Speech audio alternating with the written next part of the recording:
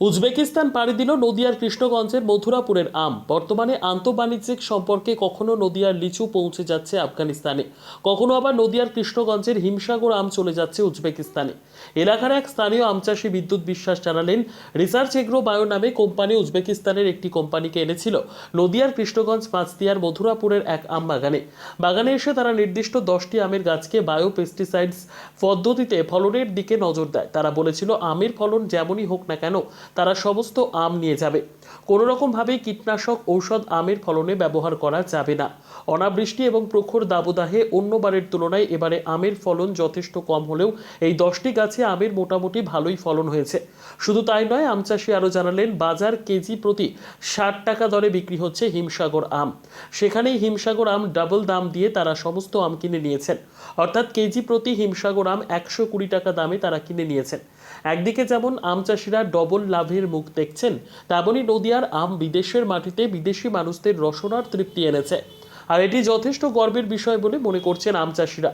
জৈব পদ্ধতিতে আম চাষ করে আরও বেশি পরিমাণে মুনাফা লাভের পরামর্শ দিলেন।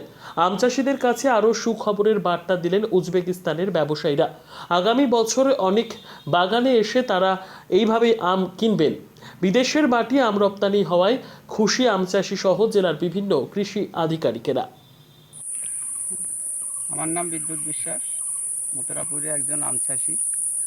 আমাদের এই আমটা 10টা গাছের ওপরে GCS Agrotech company, bio company, এরা একটা উজবেকিস্তানের সংস্থা নিয়ে এসেছিল। তারা এক্সপেরিমেন্ট করেছিল 10টা গাছের ওপর যে পুরো বায়ো পেস্টিসাইড দিয়ে এই আমগুলো তৈরি হবে। এবং এই 10টা গাছে 30 ঝাঁকা আম হচ্ছে। 30 ঝাঁকা মানে 30 কুইন্টাল। এবং পুরো আমটা যারা খারাপ হোক, ভালো হোক, ছোট হোক, বড় হোক, সব আম ওরা নিয়ে যাবে। সেই হিসাবে এই আমটা ওরা নিয়ে যাচ্ছে পুরো। বলছি, আপনাদের এই লাভটা কি হচ্ছে? লাভটা বলতে এখানে যে দামটা পাচ্ছি তার থেকে এখানে দামটা বেশি পাচ্ছি। কীরকম দাম পাচ্ছেন?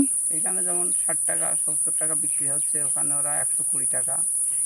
আপনাদের এখান থেকে টাকাটা দিয়ে দিচ্ছে পুরো? হ্যাঁ, পুরো এখানেই দিয়ে দেয়। ওরা কি কার্বাইড টাইপের কিছু দিচ্ছে? না, কার্বাইড টাইপের কিছু না, মানে কাঁচা আমটাই নিয়ে যাচ্ছে? কাঁচা আমটাই নিয়ে যাচ্ছে। গাছ পাকা যেটা থাকছে গাছপাটাও ওরা প্যাকিং করে নিয়ে যাচ্ছে। তো এই যে আপনাদের তো প্রচুরটা লাভ হচ্ছে, হচ্ছে মানে রাসায়নিক কোনো ওষুধ ব্যবহার করা হয়নি? এই 10টা গাছে রাসায়নিক ওষুধ দেওয়া হয়নি।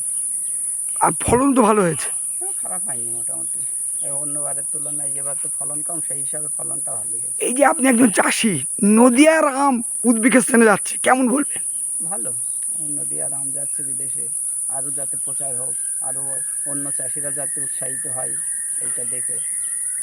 ওরা কি বলছে আগামী বছর জন্য, কি বলছে? আগামী বছর এবার ওরা যদি ভালো লাভবান হয়, আগামী বছর আরও ব্যাপকভাবে করবে ওরা।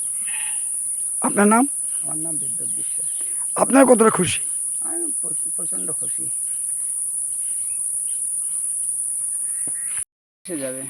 এটা হচ্ছে একটা বায়ো কোম্পানি। তারা আমাদের এই 10টা গাছের উপর এক্সপেরিমেন্ট করেছিল বায়ো ওষুধ দিয়ে, এবং সেই আমগুলো ওরা পুরোটা নিয়ে যাচ্ছে। ওরা উজবেকিস্তানে একটা সংস্থার কাছে ওরা দেবে, এই আমগুলো পুরো উজবেকিস্তানে যাবে। বলছি, এই যে এটা আপনাদের লাভটা কি হচ্ছে? এতে এইখানে যে দাম তার থেকে একটু দাম বেশি পাওয়া যাচ্ছে। এইখানে যেমন 60 টাকা বিক্রি হচ্ছে, ওইখানে 120 টাকা 30 টাকা এরকম বিক্রি। মূলত কি আপনার এই জামাই ষষ্ঠীর আগে কি এই আমটা নিয়ে যাচ্ছে ওরা? মূলত সেই উদ্দেশ্যেই নিয়ে যাচ্ছে আর কি। তা আপনারা কতটা খুশি? ভালোই খুশি যে এই নদীয়ার আম যাচ্ছে বিদেশে জামাই ষষ্ঠী। আপনি কি বলবেন, চাষিদেরকে কি বার্তা দেবেন?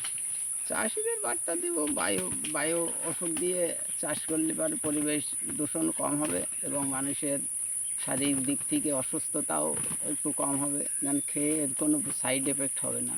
এই জন্যে বায়ো পেস্টিসাইড ভবিষ্যতেও আসছে এবং ভবিষ্যতে চাষ হবে বায়ো পেস্টিসাইড দিয়ে।